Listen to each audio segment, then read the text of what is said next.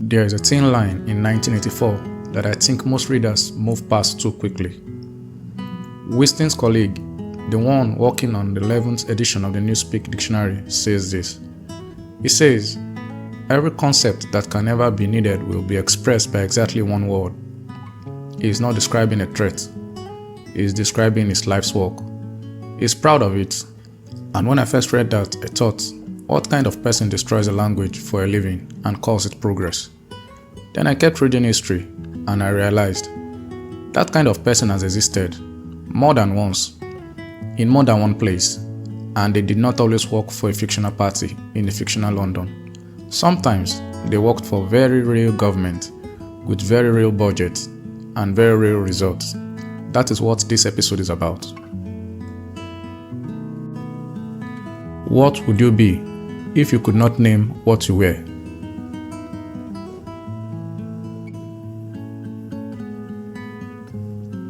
Let us understand what Newspeak is actually designed to do. It is not simply a new vocabulary.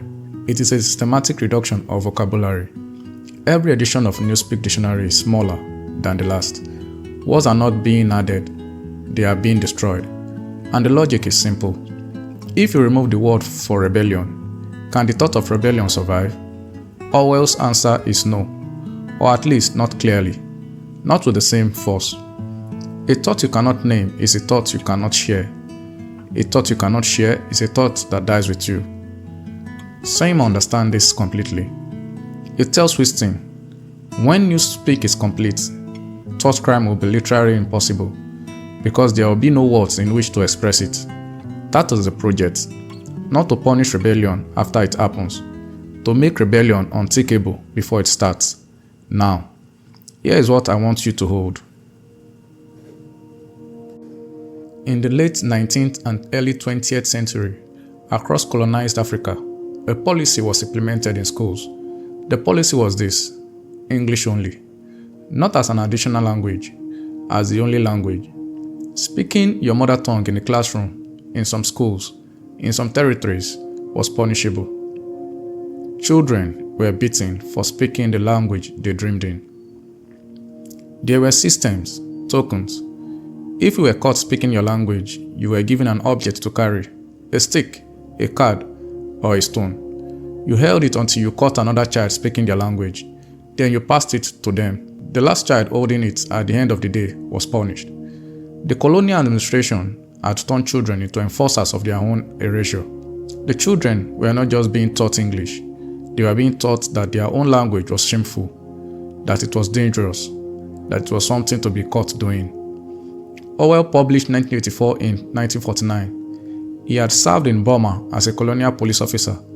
He had seen what empire did to language up close. He had participated in it. When he invented Newspeak, he was not purely imagining, he was remembering, or at least he was working in the same tradition of observation that his own experience of empire had given him access to. The strategy was already old.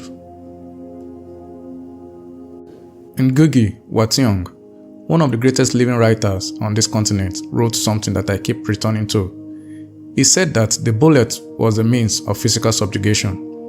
Language was the only means of spiritual subjugation. Orwell called it Newspeak. Ngugi called it what it was.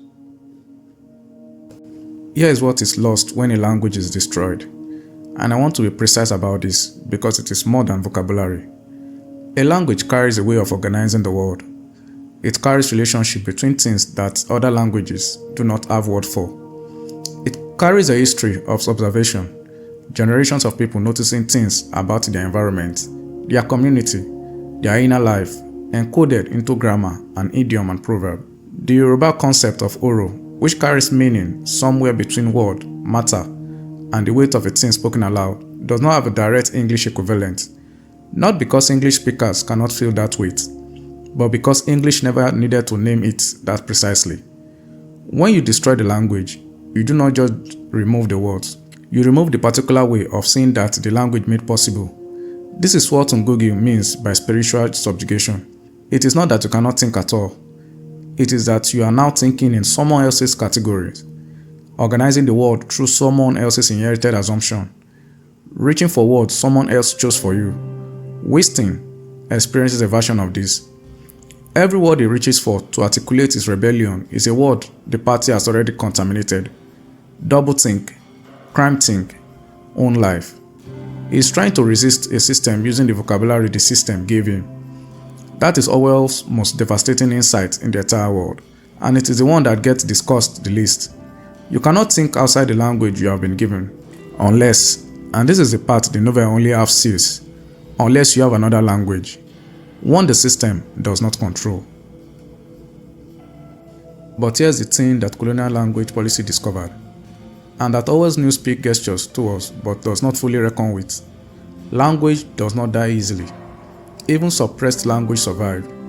In homes, in markets, in songs and ceremonies, and the way grandmothers speak to their grandchildren when no one official is watching. The party in 1984 knows this. That is why Newspeak is not just about removing words from the dictionary. It is about removing every space where forbidden language can survive.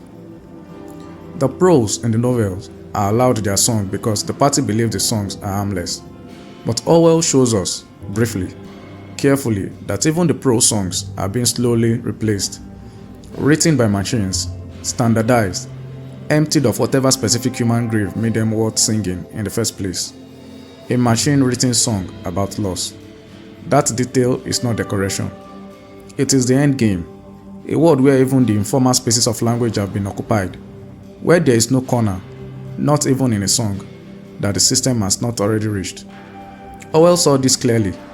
What he perhaps could not see fully, writing from where he was writing, as who he was, is that the end game had already been attempted.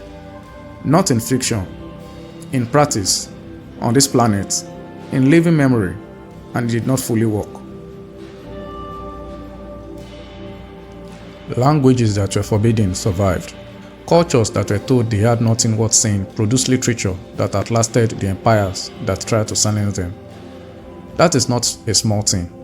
That is the most important rebuttal to Newspeak that history offers. And it came from exactly the people Orwell's novel forgets to look at. I want to end this episode on something that Orwell gets right. Genuinely, profoundly right, even within its limitations. Winston's greatest fear, underneath everything else, underneath the telescreen and the thought police and room 101, is that there will be no one left who remembers. That the past will be so thoroughly rewritten that resistance becomes not just dangerous but literally unimaginable. That fear is real. It has been real for many people in many places, within living memory. But history answers it. Imperfectly, slowly, incomplete. But it answers it. Languages came back. Stories survived in forms the authorities did not recognize as dangerous. The things that were supposed to be erased turned out to be harder to erase than anyone expected, because they were not stored in documents. They were stored in people. Winston put his rebellion in a diary. The party found it in weeks. Some rebellions were stored somewhere the party could never reach. If this reframed how you think about 1984, the next video in this series goes even deeper. We walk into room 101, the most chilling invention in the entire novel, and ask a question nobody in your literature class ever asked. Where does the worst fear in the world actually come from? And who put it there? The link is in the end card. We, by Eugene Semertin, is the book Orwell read before he wrote 1984, and it hits completely differently once you understand what Newspeak is really doing. The idea of a language designed to make rebellion structurally unthinkable did not begin with Orwell. Semertin saw it first. Audible link below. The first month is free. And if you found this on someone else's recommendation, you're welcome. This series reads 1984 the way it was never taught to you. Every episode takes the novel somewhere the mainstream conversation has never gone. The argument builds from episode 1. Start there if you have not already. Subscribe. We are just getting started. I'll see you there.